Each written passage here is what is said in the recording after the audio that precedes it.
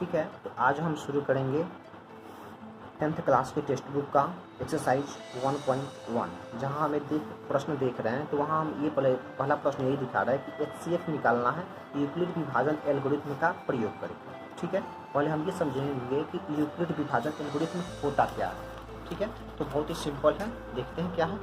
Euclid विभाजन प्रमेय का जो है दो धनात्मक पूर्णांक ए और बी दिए रहने पर ऐसा अद्वितीय पूर्ण संख्या Q और R विद्यमान है A बराबर बी क्यू प्लस आर, ए बराबर बी क्यू प्लस आर, जहाँ हमारा R होगा वो B से छोटा होगा और या तो 0 होगा या 0 से बड़ा होगा, 0 या 0 से बड़ा होगा लेकिन B से छोटा होगा R हमेशा। A और B धनात्मक पूर्णांक है, यदि A बराबर 10 हो, B बराबर 3 हो तो A हमेशा B से बड़ा होगा, A हमेशा B से बड़ा होगा या बराबर होगा। ठीक है, तो यहाँ पे ए 10 बराबर 10 गुने Q प्लस R लिख सकते हैं, जहाँ हमारा Q और R पूर्ण संख्या है 0 1 2 3 4 इनफाइनाइट तक। अब हम देखते हैं यहाँ पे सामान्यतः यूक्लिड विभाजन प्रमेय का उपयोग हम HCF हाईएस्ट कॉमन फैक्टर निकालने में करते हैं। अब जैसे एक एग्जाम्पल से समझते हैं, 12 तथा 8 का HCF यूक्लिड विभाजन एल्गोरिथम का प्रयोग करके निकालना हो, A बराबर बी क्यू प्लस आर से निकालेंगे, जहाँ A हमेशा B, Q और R तीनों से हमेशा बड़ा ही होगा या बराबर हो सकता है, B के बराबर हो सकता है और Q और R से बड़ा ही होगा। A बराबर 12 और B बराबर 8 रखते हैं, हमें इसी का HCF निकालना है। ठीक है, तो देखते हैं 12 बराबर 8 गुने 1 प्लस 4। ठीक है, तो यहाँ जो अब हमारा B था यहाँ आकर A बन जाएगा, अब हमारा A बन जाएगा, 8 हमारा A बन गया और यहाँ जो हमारा R था अब हमारा वही R B बन जाएगा। तो यहाँ B बन गया, यहाँ जो हमारा B था वो A बन गया, जो हमारा R था वो B बन गया। तो 8 बराबर 4 गुने 2 प्लस 0। अब जब R 0 हो गया तो जो B होगा, जब R 0 हो जाए तो जो B होगा वही हमारा HCF होगा, वही हमारा हाईएस्ट कॉमन फैक्टर होगा। ठीक है, इसके बाद हम आशा करते हैं कि अब आप यूक्लिड विभाजन एल्गोरिथम को समझ गए होंगे। इसके बाद हम जो इस चैप्टर में प्रश्न दिए हुए हैं उसके सहारे समझने का प्रयास करेंगे। ठीक है, इसका पहला प्रश्न है 135 और 225 का हमें HCF निकालना है यूक्लिड विभाजन एल्गोरिथम से। वैसा ही है 2 नंबर, वैसा ही है 3 नंबर। ठीक है, तो देखते हैं हम कैसे निकालेंगे। यहाँ है 135 और 225, यहाँ A हमेशा रखते हैं बड़ा वाला, ये दोनों में जो बड़ा हो वही हम A रखते हैं और B छोटा वाला। ठीक है, A बराबर बी क्यू प्लस आर से A हमारा हो जाएगा 225 और B हो जाएगा 135 गुने 1 प्लस 90। ठीक है, अब हमारा यहाँ पे A हो जाएगा 135 और B हो जाएगा 90। 135 बराबर फिर 135 बराबर जो हमारा R था वो बन जाएगा अब B 90 गुने 1 प्लस 45। ठीक है, अब हमारा जो यहाँ पे B था वो बन जाएगा इसमें A, यानी कि 90 बराबर R जो था वो बन जाएगा B, तो 45 गुने 2 प्लस 0। चूँकि जब हमारा R हो गया 0 तो HCF बन जाएगा 45। ठीक है, उसके बाद देखते हैं इस क्वेश्चन को 96 और 38,220 को। यहाँ पे क्या है, हमारा बड़ा वाला को A ले लेंगे, छोटा वाला को B लेंगे। A बराबर बी क्यू प्लस आर से 38,220 बराबर 96 गुने Q प्लस आर। हमें चेक करना पड़ेगा कि Q को क्या वैल्यू पुट करे कि R Q से छोटा ही रहे और सेटिस्फाई भी करे।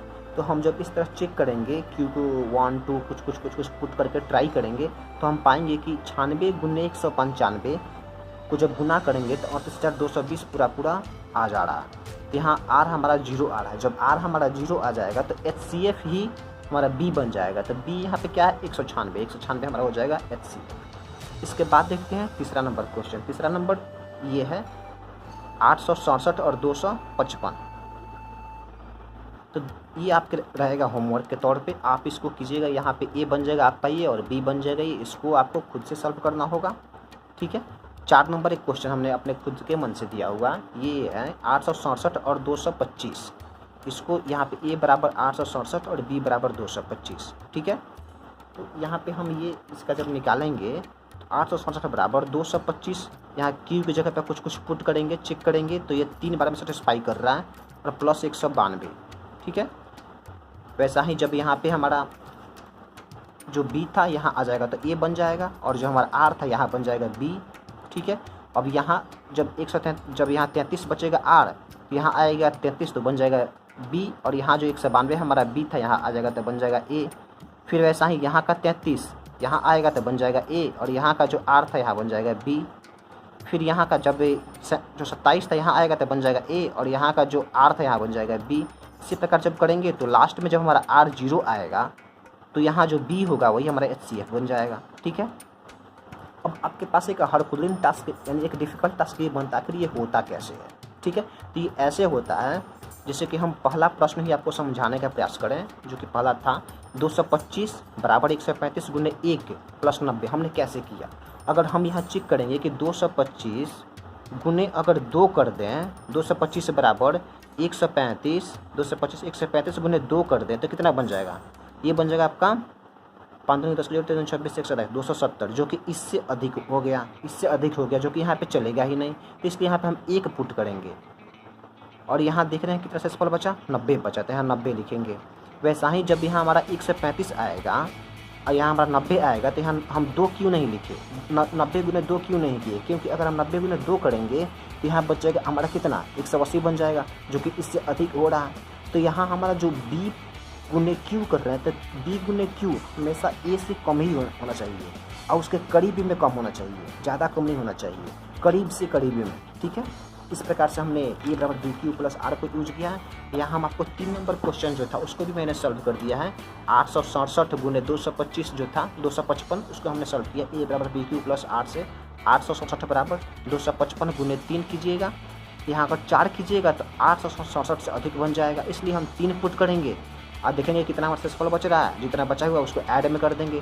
फिर यहाँ 255 बराबर 102 गुने 2 प्लस 51 कीजिएगा, फिर यहाँ 102 बराबर 51 गुने 2 प्लस 0, जब हमारा आर आ गया 0 तो यही बन जाएगा हमारा HCF। यहाँ पे हम आपको 2 दे रहे हैं होमवर्क के तौर पे, इसको आप HCF निकालना उपयुक्त तरीके से, यानी यूक्लिड विभाजन एल्गोरिथम का प्रयोग करके ही दोनों का HCF निकालिए और हमें कमेंट करके इसका आंसर बताइए, ठीक है। इसके बाद जो हमारा 2 नंबर क्वेश्चन था वो ये बोल रहा था, 1 मिनट, 2 नंबर क्वेश्चन जो था हमारा वो आप, हाँ, तो 2 नंबर क्वेश्चन जो हमारा था ये बोल रहा था कि दर्शाइए कि कोई भी धनात्मक विषम पूर्णांक 6q + 1 या 6q + 3 या 6q + 5 के रूप का होता है, जहाँ q कोई पूर्णांक है, ठीक है। देखते हैं इसको, यानी कि कोई भी धनात्मक पूर्णांक 6q + 1 के रूप का हो। पहले हम इसको देखते हैं। तो यहाँ q भी कोई भी पूर्णांक है, हम 0 पूर्ण संख्या है, क्योंकि ऑल पूर्ण संख्याएं भी एक पूर्णांक संख्या है। पूर्णांक संख्या धनात्मक और ऋणात्मक का समूह होता है पूर्णांक संख्या। तो q बराबर 0 1 2 3 इन्फिनिटी तक हम q बराबर +0 रखते हैं। तो q बराबर 0 रखेंगे तो 6q + 1 में चेक करते हैं, जब q को 0 तो 6 गुने 0 + 1 बराबर 1, ठीक है।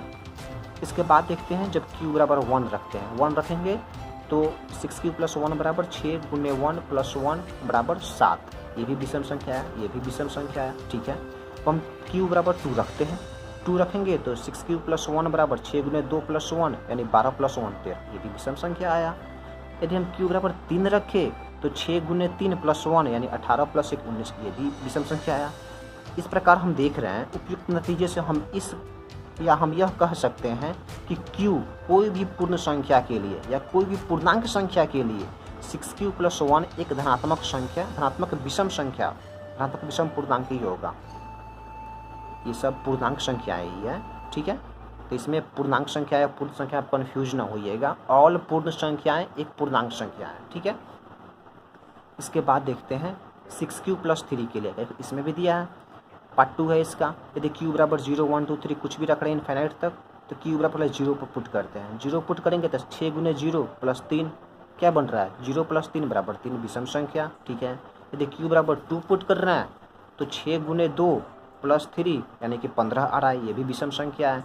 यदि q बराबर 5 पुट किए तो 6 गुने 5 + 3 यानी 33 आ रहा है, ये भी विषम संख्या आया। यदि q बराबर 8 पुट किए तो 6 गुने 8 + 3 ये भी एक विषम संख्या आया। कमाल है। तो यहाँ पे हम इस नतीजे से हम इस आधार पे पहुँच रहे हैं कि q के किसी भी पूर्णांक के लिए उपयुक्त नतीजे से हम यह कह सकते हैं कि q कोई भी पूर्ण संख्या के लिए 6q + 3 एक धनात्मक विषम पूर्णांक होगा, ठीक है।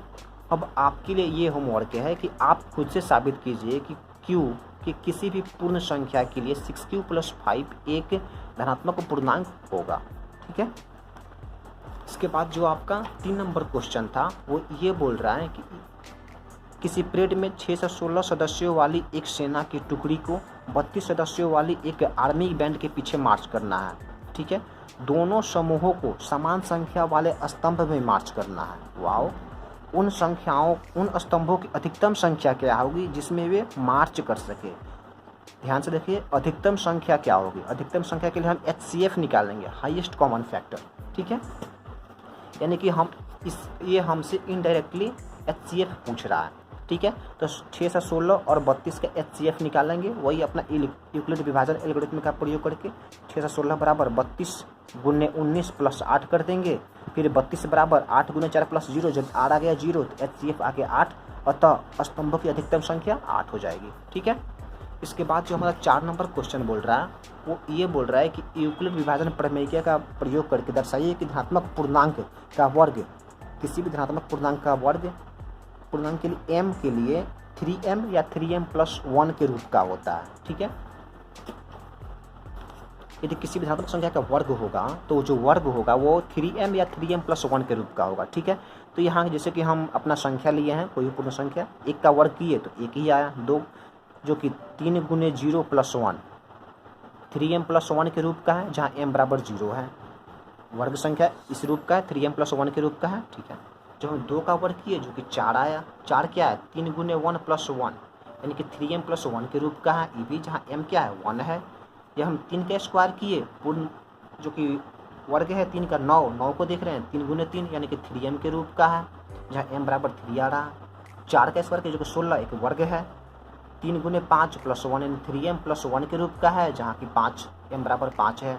इसी प्रकार हम किसी भी संख्या का जब वर्ग कर रहे हैं वो देख रहे हैं कि या तो 3m का रूप का आ रहा है या 3m + 1 के रूप का आ रहा है। तो इस नतीजे से हम ये बोल सकते हैं, नतीजे से हम ये बोल सकते हैं कि हम किसी भी संख्या का वर्ग करने पर वह 3m या 3m + 1 के रूप का होगा। इससे ये प्रूफ हो रहा है। ठीक है। इसके बाद जो हमारा 5 नंबर क्वेश्चन है वो ये बोल रहा है कि यूक्लिड विभाजन प्रमेय का उपयोग करके ये दर्शाइए कि किसी धनात्मक पूर्णांक का घन 9m या 9m + 1 या 9m + 8 के रूप का होता है। किस संख्या का घन। ठीक है। यहाँ घन निकालते हैं, 1 का घन करेंगे तो 1 आएगा। देखते हैं 9 गुने 0 + 1 9m + 1 के रूप का है। यहाँ m बराबर क्या है 0, 9m + 1 के रूप का है एक घन। 2 का घन कर रहे हैं जो कि 8 आ रहा है, तो 9 गुने 0 + 8 ये भी 9m + 8 के रूप का है, जहाँ m बराबर 0। जो 3 का क्यू कर रहे हैं जो कि 27 है, 27 से खुद में घन है, तो 9 गुने 3 यानी 9m के रूप का है, जहाँ m बराबर 3। फिर यहाँ 4 का क्यू कर रहे हैं तो 9 गुने 7 + 1 63 एक 64 एक घन है जो कि 9m + 1 के रूप का है। 5 का क्यू कर रहे हैं जो कि 125 आ रहा है, 125 एक घन है, 9m गुने 13 + 8 है, 9m + 1 8 के रूप का है, जहाँ की m बराबर 13 है। इस प्रकार हम ये देख रहे हैं कि हम किसी भी संख्या का घन करें पर वह 9m या 9m + 1 या 9m + 8 के रूप का होता है। यहाँ से हम ये प्रूफ कर रहे हैं कि संख्या का घन 9m, 9m + 1 या 9m + 8 का रूप का ही होगा। ठीक है।